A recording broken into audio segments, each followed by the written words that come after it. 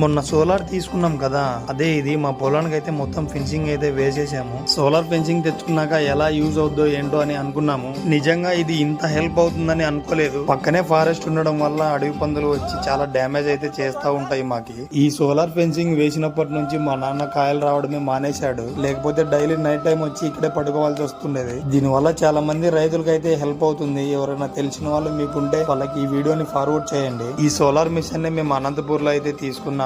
వాళ్ళ నంబర్ కూడా నేను స్క్రీన్ మీద ఇస్తాను. ఎవరికైనా కావాలి అనుకుంటే వాళ్ళకి కాల్ చేయండి. మంచి రీజనబుల్ రేట్ కే ఇస్తారు. మేము అరటి పిలకలతో పాటు దీంట్లోనే మొట్టికాయ కూడా వేసాము. అందుకే అరటి పిలకలు చిన్నగా కనపడతాయి. మా నాన్న వద్దన్నా కూడా మొట్టికాయలు గోవాకి అయితే పీకిచ్చారు నాకు. మా నాన్న ఆర్గానిక్ గానే వేశారు. దీనికి ఏ మందులు కూడా కొట్టలేదు. డైలీ టౌన్ లో అవే తింటా ఉంటారు. ఇవి కూడా ఒక రోజు వెళ్ళి తినండి అని చెప్పి ఇచ్చారు నాకు. రేపు కూడా ఇక్కడే ఉండు, మటన్ తీసుకొస్తాము, తినేసి వెళ్దు అన్నారు. బట్ కానీ డ్యూటీ ఉంది కదా అని వచ్చేసాను. See you in the next video.